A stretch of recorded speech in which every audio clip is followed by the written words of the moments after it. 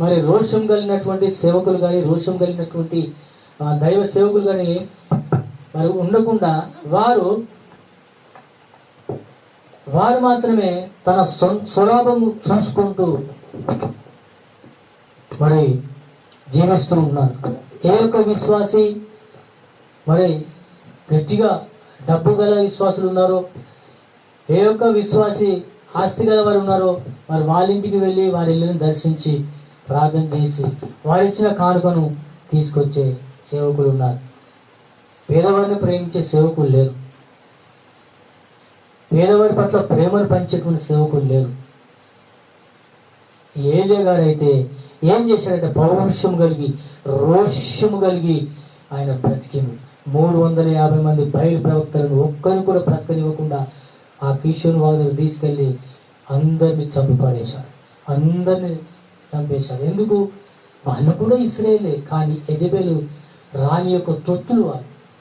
ఆ యెజబెలు రాణి వారిని పెంచి పూజిస్తున్నది కాబట్టి వాళ్ళు ఆ బయలుదేవులకు మరి హత్తుకొని పోయారు.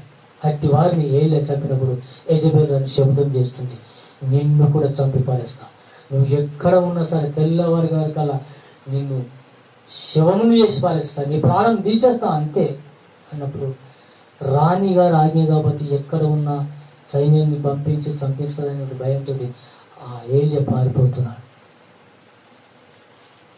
మనం కూడా కొన్నిసార్లు మన కుటుంబంలో బంధువుల వల్ల కానీ, ఈ ఇతర వ్యక్తుల వల్ల కానీ ఈ బాధలు భరించలేక నేను ఎక్కడికైనా వెళ్ళిపోతే బాగుండు అనుకుంటా.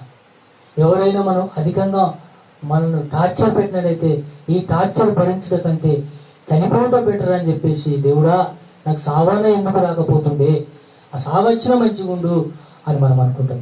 కానీ ఏలియాకు అదే పరిస్థితి వచ్చేసాయి. ప్రభువా, నా పితరుల కంటే నేను గొప్పవాడని కాను, ఇంత మట్టుకు చాలు, నన్ను తీసుకువెళ్ళమని చెప్పేసి ప్రార్థన చేశాడు. ఈ సమస్యలు గుండా మనం వెళ్తున్నప్పుడు, ఈ సమస్యలు మనం తరుగుతున్నప్పుడు మనం ఏం చేయాలంటే మనం నేరుగా మరి దేవుని వద్దకు వెళ్ళాలి. ఈ యొక్క ఏలియా పరిగెత్తుకుని పోయి ప్రార్థన చేయకుండా ఏదో గుహలో దాక్కుండా లేదండి. ఆయన 2 చేతులు మోకరించి ఆకాశం తట్టు చూసి, ప్రభువా ఇంత మట్టుకు చాలు, నా పితరుల కంటే నేను గొప్పవాడు కాదు, యెజబెలు రాని నన్ను చంపడానికి అది తరుముతూ వస్తుంది అని చెప్పినప్పుడు దేవుడు ఏలియాకు ఎలాంటి అపాయము మరి జరగకుండా దేవుడు కాపాడాడు. యెజబెలు రాని తరుముట దేవుడు ఆపేశాడు. కనుక ఈ దినాలు కూడా మనకు సమస్యల గుండా వెళ్తున్నప్పుడు సాతానుడు నువ్వు నీతిగా బ్రతుకుతామంటే సాతానుడు ఊరుకోడు. ఏదో రకంగా శోధన, ఎవరి ద్వారానో శోధన, ఎవరి ద్వారానో కష్టాలు సాతానుడు తీసుకొస్తాడు. నువ్వు నీతిగా యథార్థంగా బ్రతకమంటే ఈ లోకము నేను బ్రతకనివ్వదు. కనుక మనం దృఢ నిశ్చయిత కలిగి ఉండి మరి ప్రభు సన్నిధిలో మరి విశ్వాసం కలిగి జీవించాలి. ఈ దినాల్లో మొన్న నేను మైసమ్మ పండుగ చేసుకుంటే మన ఊరంతా పైసలు ఏమంటే నేను ఇవ్వలేదు కనుక ఈ రోజు నన్ను డాక్టర్లు రాకుండా ఆఫ్ చేసాను, దున్నటానికి రాకుండా ఆఫ్ చేసి. ఏంటి ప్రధాన కారణం అని చెప్పేసి నేను ఆరా తీస్తున్నప్పుడు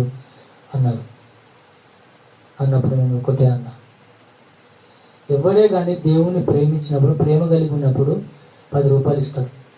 ప్రేమ లేని వాళ్ళు ఇవ్వరు, మన దగ్గర లేవు ఇవ్వరు. కానీ మీరు ఇలా చేయడం న్యాయం కాదు. ఇది మీ ధర్మశాస్త్రంలో ఉన్నట్టయితే నాకు చూపెట్టరు, తక్షణమే నేను లోపడతాను అని చెప్పినప్పుడు చాలామంది ఇక వాళ్ళు పొరపాటు చేశాడు కాబట్టి నేను నగదు పైసలు ఇస్తాను కానీ కూడా నాకు దున్నలేదు. ఈరోజు పొద్దున్న నాకు తెలిసింది, దానికి డిస్కషన్ అయింది. దేవుడు ఆ టైంలో నాకు సహాయం చేసిండు, నా తరపున మాట్లాడాను. ఉప సర్పంచ్ ఏమన్నాడంటే అది పద్ధతి కాదు, మనం చేసేది పద్ధతి కాదు. అతడి పైసలు ఇవ్వకుంటే మన పండుగ ఆగిందా, మీరు ఎందుకు అట్లా చేస్తారని చెప్పేసి ఆయన మాట్లాడాడు. సాతానుడు నువ్వు నీతిగా ఉంటే ఏదో రకమైన సమస్యను సృష్టించు నీ ముందుకు తీసుకొస్తాడు. అప్పుడు మనం భయపడకూడదు. మన హృదయంలో ప్రార్థన చేస్తున్నప్పుడు వారితో ఏం మాట్లాడారో దేవుడు మన ద్వారా వారితో మాట్లాడతాడు. ఏలియా కూడా పౌరుషం కలిగి రోషం కలిగి ఆయన తరం పడుతున్నప్పుడు ఏం చేశాడంటే ఆయన ప్రార్థన చేసిండు. ఆ ప్రార్థనలో దేవుడి సహాయం పొందుకున్నాడు. కెరీతు వాగు దగ్గర దేవుడు వెళ్ళమని చెప్పాడు, వెళ్ళాడు. అక్కడ ఆ కరువులో మరి దేవుడు అతన్ని పోషించుడు, కాకుల చేత ఆహారాన్ని పంపించిండు. అంత మంచి కరువు వచ్చినా కానీ కూడా యెహోవా ప్రతిరోజు మనంతో తినడండి. ఆయన అవకాశం ఉండదు. ఒక రొట్టె ముక్క, ఒక మాంసపు ముక్క తీసుకొని వచ్చి ఆ కాకులు అతనికి ఇచ్చాయి. అతను తిన్నారు. ఎప్పుడు కూడా మరి ఏళ్ళ పస్తులు ఉండలేదు, ఆయన ఉపవాసం ఉండలేదు, ఆహారం కొరకు వేచి చూడలేదు. టైం టు టైం దేవుడు మరి ఏళ్ళకు పంపించాడు కాకుల ద్వారా. అలాంటి గొప్ప దేవుడు మనందరికీ సమస్యలు వచ్చినప్పుడు ఆ సమస్యల నుంచి దేవుడు మనల్ని బయటకు తీసుకురాగలడు. హల్లెలూయా.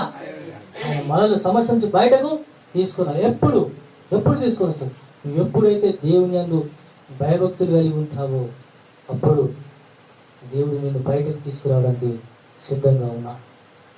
ఏ సమస్యలు వచ్చినా నో ప్రాబ్లం, ఏ కష్టాలు వచ్చినా నో ప్రాబ్లం. ఎందుకు? మన పక్షంలో ఎవరున్నారు? ఆయన భూమి ఆకాశం చేసిన దేవుడు, సృష్టికర్త మన పక్షంలో ఉన్నాడు. అందుకే దావీదు అంటున్నాడు, కొండల తట్టున కనులు వచ్చున్నా నాకు సహాయం ఎక్కడి నుండి వస్తుంది? ఆయనకు సహాయం వస్తుందని ఆశ లేదు, అన్ని కొండలే కనబడుతున్నాయి.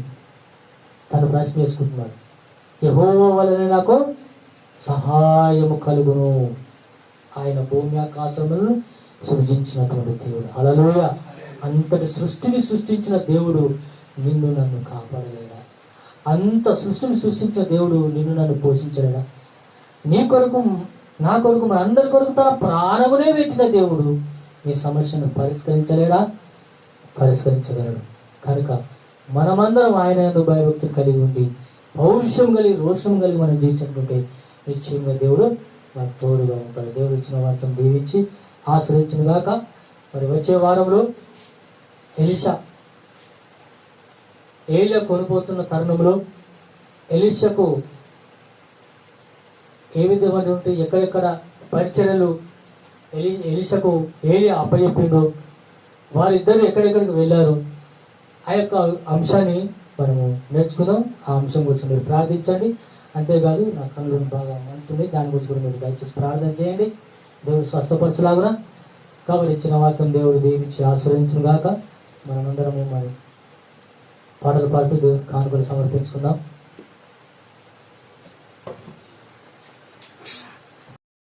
ఆయన నీ పాదం ఎన్నడూ తొట్టిల్నియడు, నిన్ను కాపాడువాడు కునుకడు. చూడండి, మళ్ళీ ఏమంటున్నాడు, ఆయన మన పాదములను తప్పుడు మార్గంలో ప్రవేశించకుండా, పాప మార్గంలోకి వెళ్ళకుండా, పరిగెత్తకుండా, మన పాదములను తొట్టి లేకుండా మరి ఆయన మనల్ని కాపాడు సెలవిస్తున్నాడు. ఆయన మనల్ని కాపాడే దేవుడు ఎట్లా ఉంటున్నట్ట? కునుకడు, ఆయన నిద్రపోడు. కాబట్టి ఆయన వలన మనకు సహాయము కలుగుతుందని దావీదు అంటున్నాడు. ఇక్కడ మనం చూసినట్టుంటే ఇశ్రాయేలును కాపాడువాడు కునుకడు, నిద్రపోడు, యెహోవాయే నిన్ను కాపాడువాడు. చూడండి, యెహోవానే మనల్ని కాపాడువాడు. ప్రపంచ యావత్ క్రైస్తవ విశ్వాసులకు మరి యెహోవానే కాపాడి కనుక ఆయనే మన కాపాడే దేవుడు అని సెలవిస్తూ ఉంటున్నారు. నీ కుడి పక్కను యెహోవా నీకు నీడగా ఉండును, పగలు ఎండ దెబ్బైనను నీకు తగలదు, రాత్రి వెనక దెబ్బైనను నీకు తగలదు, ఏ అపాయము రాకుండా యెహోవా నిన్ను కాపాడును. హల్లెలూయా. చూడండి, దేవుడు తన బిడ్డల పట్ల ఆయన ఎంత భద్రత కలిగి ఉంటున్నాడు, ఎంత బాధ్యత కలిగి ఉంటున్నాడు. కొంతమంది తల్లిదండ్రులు తన పిల్లల పట్ల కూడా బాధ్యతను మర్చిపోతారు, కానీ మన దేవుడు మన పట్ల తన బాధ్యతను అత్యధికంగా నెరవేరుస్తూ ఉంటున్నాడు. ఆయన కునుకడు, నిద్రపోడు. మనల్ని కాపాడటానికి ఆయన కనులు నిత్యము మన వైపు చూస్తూ ఉంటున్నాయి. మనం వెళుతున్న మార్గము, మనం నడుస్తున్న మార్గము, మనం వెళ్తున్న ప్రయాణము, మనం చేస్తున్న పని అంతటిలో కూడా ఆయన కనుచూపు మనపై ఉంటుంది. కాబట్టి ఆయన నిత్యము మనకు తోడుగా మరి ముందే దేవుడు ఏ అపాయం రాకుండా యెహోవా నిన్ను కాపాడును, ఆయన నీ ప్రాణమును కాపాడును, ఇది మొదలుకొని నిరంతరము నీ రాకపోకల యందు యెహోవా నిన్ను కాపాడును. హల్లెలూయా. చూడండి, కొంతమందికి భద్రత ఉన్నది అనేది ఉండదు. కొంతమందికి మరి వారు నమ్ముకున్న వారి దేవునిపై మరి విశ్వాసం ఉండదు. ఎందుకు అంటే వాళ్ళ నమ్ముకున్నటువంటి దేవతలు వారు మాట్లాడు. కాబట్టి మన దేవుడు మన ప్రయాణం అంతట్లో కూడా తోడుగా ఉండే దేవుడు.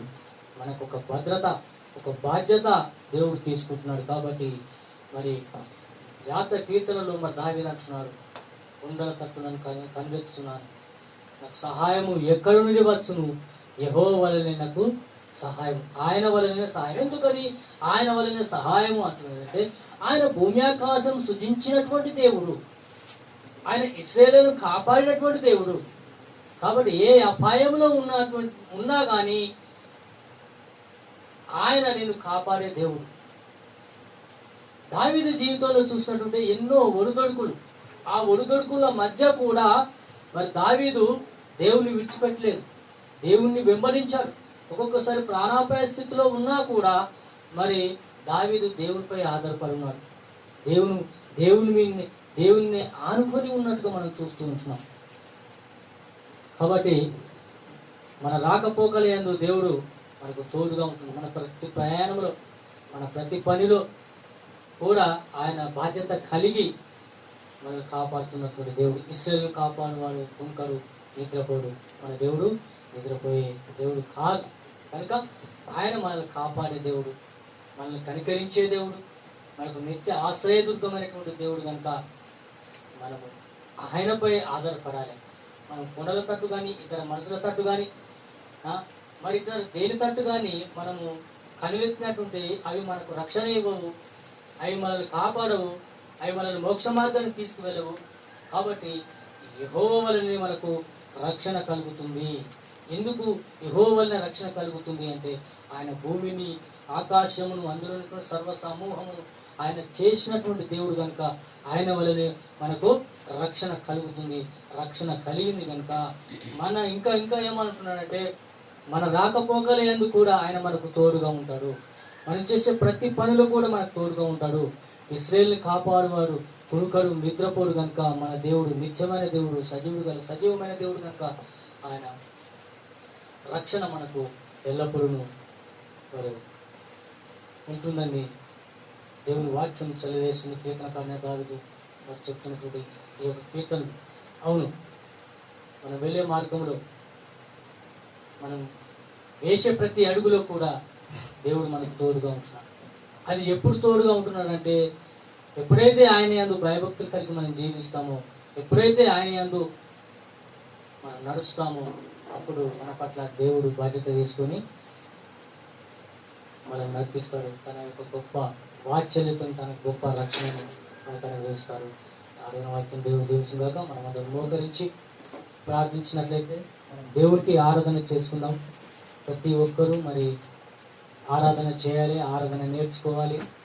బాగా మండుతుంది అయినా పర్వాలేదు, కొద్ది నిమిషములు మరి దేవుని వాక్యము మనం ధ్యానించుకుందాం. గత వారంలో మనం దేవుని వాక్యము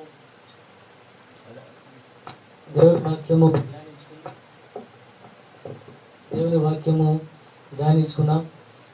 మరి ఏలియా గురించి, ఎలీషా గురించి మనము చెప్పుకుందామని మనం అనుకున్నాం. ఈ రెండు సబ్జెక్టులు కొత్త మట్టుకైనా మీరు అర్థం చేసుకోగలుగుతారని నేను ప్రభు పేరిట ఆశిస్తున్నాను. అహాబు రాజు గురించి మనము మాట్లాడుకున్నాం. అహాబు రాజు దేశాన్ని పరిపాలించేటువంటి రాజు, దేశాన్ని మరి క్షేమంగా నడపవలసినటువంటి రాజు, దేశాన్ని తన యొక్క రాజ్యంలో ఉన్నటువంటి ప్రతి ఒక్కరిని ప్రేమించి తన సాధక బాధలను అడిగి తెలుసుకొని వారి బాధల నుండి మరి విడిపించే రాజుగా లేకుండా ఒక పేదవారి భూమిని ఆశించి, నాబోతు అనే తన భూమిని ఆశించి మరి చివరికి దొంగ సాక్ష్యాలు సృష్టించి ఇద్దరు పనికి మాలిన వారిని పెట్టి మరి రాజాజ్ఞ ధిక్కరించారని నేరము మోపి నాబోతును రాళ్ళతో కొట్టి చంపించి మరి ఊరవతల పాతిపెట్టినారు. ఎందుకు ఈ యొక్క అహాబు రాజు ఈ పని చేశాడంటే, యెజెబెలును అయితే ఎప్పుడైతే పెళ్లి చేసుకున్నాడో యెజెబెలుకు వశములో ఉండి తాను అన్య దేవతలను పూజించడం మొదలుపెట్టాడు. యెజెబెలు ఏ చెప్తే అది అహాబు రాజు చేయడం మొదలుపెట్టాడు. కాబట్టి మరి దేవుడు అన్యాయం చేస్తున్నప్పుడు, ఒక చోట అన్యాయం జరుగుతున్నప్పుడు చూసి ఊరుకునే దేవుడు కాదు మన దేవుడు. దేవుడు వెంటనే తిప్సుడని ఏలితో చెప్పాడు, నువ్వు వెళ్ళు సోమ్రోనుకు వెళ్ళి నువ్వు అహాబుతో మాట్లాడు. ఒక పేదవాడిని చంపించి వాని భూమిని ఆక్రమించుకొని తన ద్రాక్ష తోటలో ఆ నాబోతు ద్రాక్ష తోటలో కూర్చున్నాడని చెప్పినప్పుడు మరి ఏలియా నాబోతు దగ్గరికి ఏలియా ఈ అహాబు దగ్గరికి వచ్చి ఏమంటాడో మనము నేర్చుకుందాం.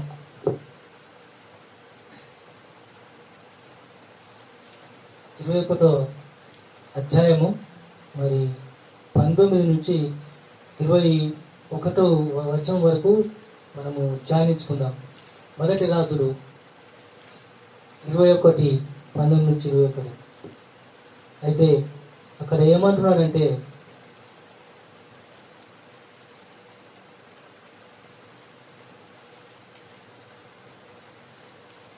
నీవు అతన్ని చూసి ఇలాగూ ప్రకటించుము, యెహోవా సెలవిచ్చినదేమనగా, దీన్ని స్వాధీనపరచుకోవాలని నీవు నాబోతును చంపించితేవి కదా. యెహోవా సెలవిచ్చినదేమనగా, ఏ స్థలమందు కుక్కలు నాబోతు రక్తము నాకెను, ఆ స్థలమందే కుక్కలు నీ రక్తమును నిజంగా నాకునని అతనితో చెప్పాను. అంతటా అహాబు ఏలియాను చూసి, నా పగవాడా, నీ చేతిలో నేను చిక్కబడుతున్నా అని పలకగా, ఏలియా ఇట్లనను, యెహోవా దృష్టికి కీడు చేయుటకు నిన్ను నీవే అమ్ముకొని ఉన్నావు గనుక నా చేతిలో నువ్వు చిక్కితివి, అందుకు యెహోవా ఇలా సెలవిచ్చెను. ఈ విధంగా మరి ఏమంటున్నాడంటే, ఏలియాను దేవుడు తోలినప్పుడు ఈ సేవకుడు, ఈ యొక్క ప్రవక్త ఏమంటున్నాడంటే, నువ్వు ఈ పాపం చేసినావు కనుక దేవుడు నన్ను నీ దగ్గర తోలిండు అని చెప్పినప్పుడు, నా పగవాడని నీ చేతిలో చిక్కబడుతున్నా. ఎస్, నీ పాపం చేత నువ్వు చిక్కబడ్డావు.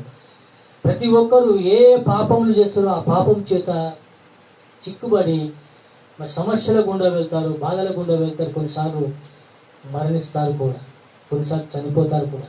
ఎందుకు అంటే దేవుని వైపు తిరగకుండా, దేవుని ఆజ్ఞలను ఉల్లంఘించి, దేవుని మాటలను నిర్లక్ష్యం చేసి, తన సొంత ఆలోచనతో జీవిస్తూ పాపంలో పడిపోతున్నటువంటి ఈ యొక్క వ్యక్తులకు దేవుడు ఏం చేస్తున్నాడంటే మరణాన్ని విధిస్తాడు.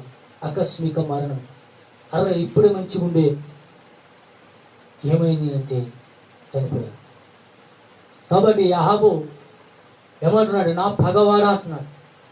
గత పాఠంలో కూడా చెప్పాను, ఒక సేవకుడు, ఒక విశ్వాసి పాపములో పడితే, తప్పిదము చేస్తే, దాన్ని బట్టి గద్దించినప్పుడు ఈ యొక్క విశ్వాసులు ఏం చేస్తారంటే, నా మీద పగబట్టి, అయ్యగారు నా మీద పగబట్టి మాట కాదు.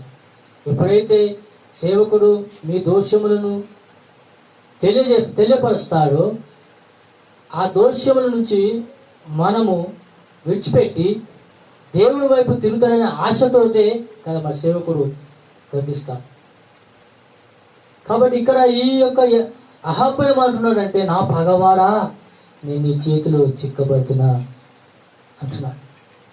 ఏ స్థలం అందైతే నాబోతు యొక్క రక్తము కుక్కలు నాకినాయో, ఆ స్థలం అందే నీ రక్తము మరి నాకుతాయని చెప్పేసి ఈ యొక్క మాట మరి దేవుడు సెలవిచ్చాడు. మరి దేవుని యొక్క మాట నెరవేరిందా లేదా అని మనం చూసినట్లయితే 22వ అధ్యాయంలో మనం చూసినట్లయితే, సిరియనులకు ఇశ్రాయేలులకు యుద్ధము మాన్య తర్వాత, అంటే 3 సంవత్సరములు యుద్ధములు జరగక మాని, అప్పుడు యెహోషాపాతు మరి ఈ ఇశ్రాయేలు రాజు దగ్గరికి వచ్చి ఏమంటాడంటే, నీవు మా గిలాదు గ్రామాన్ని మేము, ఆ పట్టణాన్ని మేము ముట్టడి వేయాలని మేము విడిచిపెట్టినాము, నీవు మాకు సహాయంగా వస్తావా అనే మాట చెప్తున్నప్పుడు అప్పుడు యెహోషాపాతు అంటున్నాడు, సరే నా సైన్యము నీ సైన్యము, నా గుర్రములు నీ గుర్రములు అని చెప్పేసి అంటున్నాడు. 22వ అధ్యాయంలో మనం చూసినట్లయితే ఏమంటున్నాడంటే, మొదటి రాజుల గ్రంథము 22 మొదటి నుంచి 11. సిరియాను ఇజ్రాయేల్ వారును 3 సంవత్సరములు ఒకరితో ఒకరు యుద్ధము జరిగింపక మానిరి. 3వ సంవత్సరమున యూదా రాజైన యెహోషాపాతు బయలుదేరి ఇశ్రాయేలు రాజు వద్దకు రాగా, ఇశ్రాయేలు రాజు తన సేవకును పిలిచి, రామోగిలాత్ మనది మీరు ఎరుగుదురు కదా, అయితే మనము సిరియా రాజు చేతుల నుండి దాన్ని తీసుకొనక ఊరుకున్నామని చెప్పి యుద్ధం చేయుటకు నాతో కూడా నీవు రామోగిలాత్కు వచ్చదవా అని యెహోషాపాతును అడిగాను. అందుకు యెహోషాపాతు, నేను నీ వాడను, నా జనులు నీ జనులే, నా గుర్రములు నీ గుర్రములే అని ఇశ్రాయేలు రాజుతో అనేను. హల్లెలూయా. వెళ్తున్నారు యుద్ధానికి. సిరియనులతో యుద్ధానికి వెళ్తున్న సమయంలో ఏం జరిగిందంటే, 22వ వచనం నుంచి మనం చూసినట్టుంటే, ఈ 22వ వచనంలో, అందుకతడు నేను బయలుదేరి అతని ప్రవక్తల నోట అబద్ధమైన ఆత్మను ఉంచుదునని చెప్పగా, ఆయన నీవు అతన్ని ప్రేరేపించి జయమును నొందుదు పోయి ఆ ప్రకారము చేయమని సెలవిచ్చాను. యెహోవా నిన్ను గూర్చి కీడు యోచించి నీ ప్రవక్తల నోట అబద్ధమైన ఆత్మను ఉంచి ఉన్నాడు. యెజబెల్ రాణి కొంతమంది ప్రవక్తలను ఇశ్రాయేలులో పెంచి పోషిస్తూ ఉన్నది. వాళ్ళు అంటున్నారు, నువ్వు సిరియలను ఈ విధంగా ఓడిస్తావు, నువ్వు సిరియలను ఈ విధంగా తుక్కు చేస్తావు అని చెప్తున్నప్పుడు ఈ యెహోషాపాతుకు నమ్మసత్యం కాల. ఇంకా ఎవరైనా మరి ఇక్కడ ప్రవక్తలు ఉన్నారా అంటే, ఉన్నాడయ్యా, ఒకడే ఒకడు, ఇమ్లా కుమారుడు అయిన మీకాయ ఉన్నాడు అని చెప్పినప్పుడు ఈ యెహోషాపాతు అతన్ని పిలిపించినప్పుడు, మరి ఇజ్రాయేల్ రాజు మాత్రం యుద్ధానికి వద్ద మాత్రం తప్పకుండా ఓడిపోతాడు, తిరిగి రాడు అని అన్నప్పుడు, అప్పుడు ఇజ్రాయేల్ రాజు అహాబు అంటున్నాడు, నన్ను గురించి ఇతడు కీడే తప్ప మేలైనను ఇంతవరకు ఎప్పుడు పలుకలేదు అంటున్నాడు. అందుకు మరి దేవుడు ఏమంటాడు, వీళ్ళు కాపరి లేని గొర్రెలు కనుక, వీళ్ళకు కాపరి లేడు కనుక వీళ్ళు చెదిరిపోయి ఉన్నారు, మీరు చనిపోయి ఉన్నారు కాబట్టి మీరు మరి నిరభ్యంతరంగా మీరు వెళ్ళి మీ గృహాలకు వెళ్ళమని చెప్పినప్పుడు, మీ ఇళ్ళకి వెళ్ళమని చెప్పినప్పుడు, అప్పుడు 20 వచ్చిన యెహోవా నిన్ను గూర్చి కీడు యోచించి నీ ప్రవక్తల నోట అబద్ధమారు ఆత్మను ఉంచి ఉన్నాడు. మీకాయ ఇట్లనగా కెనయ కుమారుడైన సిద్కియా అతని దగ్గరికి వచ్చి, నీవు మాట్లాడుటకు యెహోవా ఆత్మ నా యొద్ద నుండి ఏ వైపునకు పోయేదని చెప్పి మీకాయను చెంప మీద కొట్టాను. అందుకు మీకాయ, తాక్కొనుటకు నీవు ఆయా గదుల్లోనికి చొరబడినాడు, అది నీకు తెలియవచ్చునని అతనితో చెప్పాను. చూడండి, ఈ సిద్కియా కూడా మరి ప్రవక్తగా ఉన్నాడు, కానీ దొంగ ప్రవక్త. అతడు ఏమంటున్నాడంటే, 2 సీకులను తీసుకొచ్చి, ఇదిగో నువ్వు ఈ సీకుల ద్వారా సిరియనులను పొడిచి చంపుతామని చెప్పినప్పుడు, మరి దేవుని ఆత్మ అని మీకా చెప్పినప్పుడు, మరి యెహోవా యొద్ద ఆత్మ ఎక్కడికి వెళ్ళని చెప్పేసి అతడు ఈ యొక్క ప్రవక్త చెప్ప మీద కొట్టాడు. దేవుని యొక్క మాట తూత తప్పకుండా జరుగుతూ ఉంటుంది. ఈ విధంగా మనము చదువుతున్నప్పుడు 29వ అధ్యాయం నుంచి 35 వరకు మనం చదువుతున్నప్పుడు ఏం జరిగిందో మనం క్లుప్తంగా తెలుసుకుందాం. ఇశ్రాయేల్ రాజు యూదా రాజుకు యెహోషాపాతు రామోత్గిలాదు మీదకి పోవుచుండగా, ఇశ్రాయేల్ రాజు, నేను మారువేషం వేసుకొని యుద్ధంలో ప్రవేశించదను, నీవైతే నీ వస్త్రములు ధరించుకొని ప్రవేశించమని యెహోషాపాతుతో చెప్పి మారువేషం వేసుకొని యుద్ధంలో ప్రవేశించను. సిరియా రాజు తన రథముల మీద అధికారులైన 32 అధిపతులను పిలిచి, అల్పులతోనైనను గనులతోనైనను మీరు పోట్లాడవద్దు, ఇశ్రాయేల్ రాజుతో మాత్రమే పోట్లాడుడని ఆజ్ఞ ఇచ్చాను. రథాధిపతులు యెహోషాపాతును చూసి, ఇతడే ఇశ్రాయేల్ రాజు అనుకొని అతన్ని పోట్లాడుటకు అతన్ని మీదికి వచ్చిరి. యెహోషాపాతు కేకలు వేయగా రథాధిపతులు అతడు ఇశ్రాయేల్ రాజు కానట్టు గుర్తుపట్టి అతని తరుముట మానిరి. పిమ్మట ఒకడు తన విల్లును తీసి గురి చూడకై విడువగా అది ఇశ్రాయేల్ రాజునకు కవచపు కీలు మధ్య తగిలేను. సైన్యములకు ఇద్దరు చొరబడిన తర్వాత వెళ్ళిన తర్వాత మరి సిరియను రాజు అంటున్నాడు, నువ్వు అల్పులతోటి గణనతో మాత్రం చేయకు, కేవలం ఇశ్రాయేల్ రాజుతోనే ఈ యుద్ధం చేయమన్నప్పుడు ఈ యెహోషాపాతును చూసి ఇతడే ఇశ్రాయేల్ రాజు అనుకుని తరిమినప్పుడు ఆ ఇశ్రాయేల్ రామని ఆ యెహోషాపాతు కేకలు వేశాడు. భయంతో కేకలు వేసినప్పుడు ఇతడు ఇశ్రాయేల్ రాజు కాదు అనుకొని వేరే అతని తరుముట మారినప్పుడు ఒక్కడట ఆ సైన్యంలో ఒకడు గురి పెట్టగానే మరి ఆ బాణాన్ని విరిచినప్పుడు ఆయన కవచపు కీళ్ళు ఆ బాణం తగిలినప్పుడు మరి అప్పుడు ఏమంటున్నాడంటే, రథము త్రిప్పి సైన్యం నుండి నన్ను అవతలకు తీసుకొని పోము తన సారథితో చెప్పాను. వాడు యుద్ధము బలంగా జరుగుతున్నప్పుడు రాజు సిరియను ఎదుట అతని రథం మీద నిలవబెట్టి అస్తమయమందు అతడు మరణమాయను. తగిలిన గాయములో నుండి అతని రక్తము కారి రథములో మడుగు కట్టెను. సూర్యాస్తయం సమయమున దండువారు తమ తమ పట్టణములకు దేశములకు వెళ్ళిపోవచ్చునని ప్రచురమాయను. ఆ ప్రకారము రాజు మరణమై సోమ్రోనును కొనుబడి సోమ్రోనులో పాతి పెట్టబడెను. వేశ్యలు స్నానం చేయుచుండగా ఒకడు తన రథమును సోమ్రోను కొలనులో కలిగినప్పుడు యెహోవా సెలవిచ్చిన మాట చొప్పున కుక్కలు వచ్చి అతని రక్తమును నాకెను. హల్లెలూయా. దేవుని మాట తూచా తప్పకుండా నెరవేరింది. ఏ స్థలమందైతే కుక్కలు ఈ యొక్క నాబోతు రక్తం నాకు ఆ స్థలమందు మరి ఈ యొక్క అహబ్ యొక్క రక్తము నాకినట్లు మనం చూసుకుంటున్నాం. కాబట్టి దేవుని మాట పొల్లైనను మరి సున్నైనను పోదు, అది అక్షరాల నెరవేరుతుంది. కాబట్టి మరి నాబోతుని ఇశ్రాయేలు రాజు చంపించినప్పుడు ఇశ్రాయేలు రాజు మరి దేవుడు చెప్పిన ప్రకారంగా మరి దేవుడు ఇశ్రాయేలు రాజును చంపించాడు. దాని యొక్క రక్తమును మరి కుక్కలు నాకినట్టుగా మనం చూస్తున్నాం. ఇదే మొదటి రాజుల గ్రంథంలో 19వ అధ్యాయంలో మనం చూస్తున్నాం. 19వ అధ్యాయం 1 నుంచి 10 వచనాల్లో మనం చూస్తున్నప్పుడు అక్కడ ఒక సంఘటన జరిగింది. 350 మంది బయలు ప్రవక్తలను ఈ యెజబెల్ రాణి పెంచి పోషిస్తున్నది. అనేకమైనటువంటి వ్యర్థమైన దేవతలను ప్రతిమను నిలబెట్టిస్తూ మరి అహాబు ఏం చేశాడు, దాన్ని ఆ ప్రతిమలకు మొక్కుతూ ఉన్నప్పుడు మరి ఒక షరతు జరిగింది. ఆ యొక్క బయలు ప్రవక్తలను అందరినీ కర్మేలు ప్రవక్తలను నా దగ్గర తీసుకొని రామని ఆ యొక్క అహాబు రాజుతో అన్నప్పుడు అహాబు రాజు ఆ 350 మందిని కర్మేలు పర్వతం తీసుకొచ్చినప్పుడు అప్పుడు అంటున్నాడు అహాబు రాజు, ఎన్ని నాళ్ళు మీరు 2 తలపుల మధ్య తలబడతారు?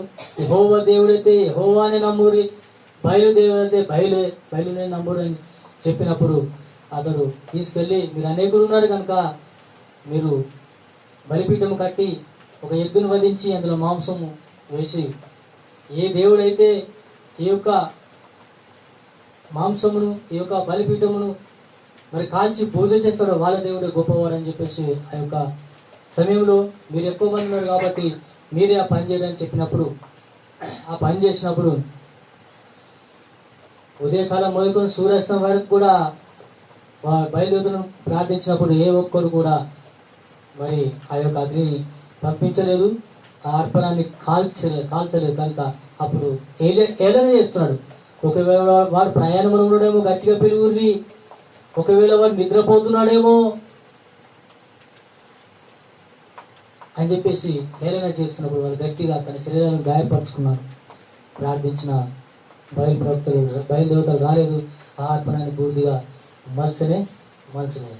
తర్వాత ఏలియా ఇశ్రాయేల్ గోత్రాల ప్రకారంగా 12 రాళ్ళను తీసుకుని వచ్చి బలిపీఠాన్ని కట్టి ఒక ఎద్దును వధించి ఆ బలిపీఠం మీద పెట్టి చుట్టూ కందకం తీయించి ఆ కందకం చుట్టూ నీరు పోయించి ప్రార్థించినప్పుడు మరి యెహోవా అగ్ని వచ్చి ఆ అర్పణమును పూర్తిగా మార్చినప్పుడు ఈ యొక్క ఏలియా ఎవరిని తప్పించుకొని పోకుండా కిషోర్ వాళ్ళ దగ్గర తీసుకెళ్లి 350 మంది బయలు ప్రవక్తలను వధించి చంపింది. ఈ విషయము యెజబెలు రాణికి తెలిసినప్పుడు యెజబెలు అంటున్నాడు, ఏమనంటుంది, రేపు ఈ వేళ ఈ మృతులైన వారిలో నీవు కూడా ఒకనిగా అవుతావు, అలా చేయకపోతే దేవుడు నాకు గొప్ప అపాయం కలుగజేయను గాక అని చెప్పినప్పుడు ఈ ఏలియా ఏం చేస్తున్నాడు? రాని ఆజ్ఞ కాబట్టి ఎక్కడ ఉన్నా చంపిస్తాడు. కాబట్టి ఏలియా పారిపోతూ మరణాపేక్ష గలవాడై, యెహోవా మా పితరుల కంటే నేను గొప్పవాడని కాదు, ఇంత మట్టుకు చాలు, నేను నా ప్రాణమును తీసుకువెళ్ళమని చెప్పేసి అన్నప్పుడు అని ఒక బద్రి వృక్షం కింద పనుకున్నప్పుడు మరి దేవదూత తట్టి లేపి ఒక రొట్టె మరి పుడ్డిలో నీళ్లు తీసి, ఇవి తినుము, ఇవి త్రాగుము, నీకు శక్తికి మించిన ప్రయాణము నీకు సిద్ధపడి ఉన్నది కనుక నువ్వు తక్షణమే ఈ విధంగా మరి ప్రయాణం చేయవలసి ఉన్నదని చెప్పేసి అన్నప్పుడు ఆ తర్వాత సారెపేట గ్రామంలోకి వెళ్ళడం, అక్కడ కరువు తీర ఉండడము, దేవుడు యొక్క పిండి మరి నూనె ఎప్పుడు తక్కువ కాకుండా దాన్ని ఆశీర్వదించినట్లు మనం చూస్తూ ఉంటాం. ఇలా మనము చూసుకుంటూ వెళ్తూ ఉంటే ఇశ్రాయేలు మరి ఏలియా దేవుడి కొరకు ఏ విధంగా ప్రయాసపడి, ఏ విధంగా పౌరుషం కలిగి, ఏ విధంగా రోషము కలిగి జీవించాడో మనకు అర్థమవుతున్నది. ఎందుకంటే ఈ దినాల్లో కూడా నన్ను సృజించిన వాడు నన్ను మాత్రమే కాదు భూమి ఆకాశంలో ఉన్నాడు కనుక మరి యెహోవా వలననే కన్నెత్తడానికి వచ్చినటువంటి అవసరత మరి ఈ యొక్క కీర్తనకారుడికి ఏముంది? మరలా అంటున్నాడు, ఏమని అంటున్నాడంటే, కొండల తట్టున కరులెత్తుతున్నాను, నాకు సహాయం ఎక్కడి నుండి వచ్చును? ఆయన్ని ప్రశ్న వేసుకుంటున్నాడు. కొండల తట్టును నేను కన్నెత్తుతున్నాను, నాకు సహాయం ఎక్కడి నుండి వస్తుంది అని తనకు తాను ప్రశ్న వేసుకుని మరి తనకు తానే జవాబు చెప్పుకుంటున్నాడు తన హృదయంతో. ఏమనంటే, యెహోవా వలనే నాకు సహాయం కలుగును. ఎందుకు ఆయన యెహోవా వల్లే సహాయం కలుగును అని మాట అంటున్నాడంటే, మళ్ళా చివరిలో ఆ కింది భాగంలో వాక్యం ద్వారా ఏమంటున్నాడంటే, ఆయనే భూమి ఆకాశమును సృజించిన వాడు. హల్లెలూయా. తన్ను తాను ప్రశ్నిస్తున్నాడు మొట్టమొదటిసారిగా.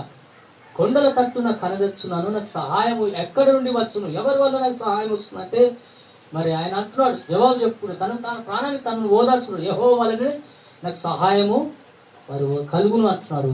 ఎందుకని? ఆయన భూమి ఆకాశమును సృజించిన వాడు.